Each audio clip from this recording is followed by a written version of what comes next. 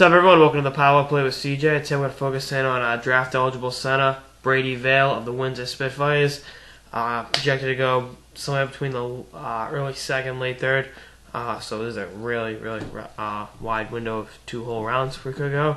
I think it'll be a mid-second round pick. I like his game, but before we talk about his game, his numbers, and all that, his hometown, Palm City, Florida. Now, if you're like me, I went from Boston to Florida, and I'm actually not thrilled home for the summer, believe me. If you see this rain up here in Boston right now, believe me, I wish I was back down on the Gulf of Mexico having a cold one. But kid went from Palm City, which is right outside of Jupiter, between Jupiter and Port St. Lucie. So for all you non-Floridian buffs, that's on the East Coast. So people from New York and Boston that always watch the show, it's near Miami. Narrow it down. 10 to all my audiences there.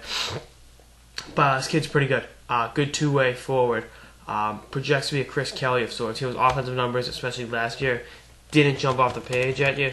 But if you look at what he brings you on a night-in, night-out basis in terms of his effort, 52 points in 68 games this year for the Spitfires, 55 PIMs. He only had 10 points in 61 games last year, so it's a definite improvement there. Pretty good-sized kid, 6'1" and 195 pounds. Could afford to bulk up a little bit.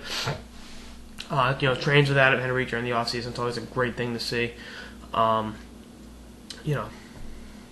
better than Adam Henrique, one of the finalists of the Calder Trophy. But, a kid that at a young age went from, Florida to Michigan to train. Play with CompuWare. Yeah. Play with CompuWare, and then, now he's going to be drafted. Is awesome. I think it's going to be a good thing for hockey in the South as someone who went from a traditional market to a non-traditional market, i.e. me. It's good to see the game grow in Florida. It's grown exponentially in California the last couple of years.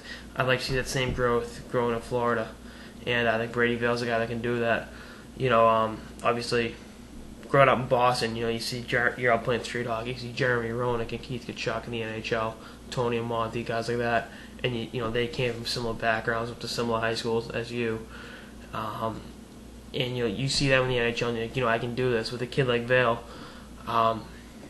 I think that'll give hope to a lot of kids that are playing street hockey right now in Tampa, Fort Myers and Miami. Hey, we can go to the NHL just because we're from the Sunshine State.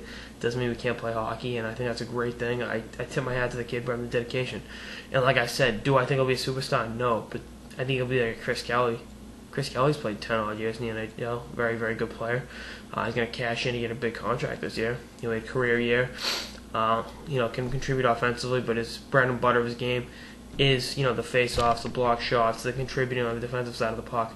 And that's, Chris Kelly was great in the Bruins last year in their cup run.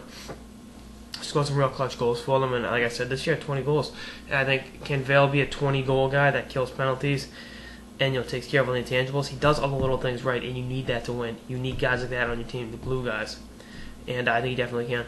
He's done that with this Windsor team, and I think he'll do that with the team that selects him.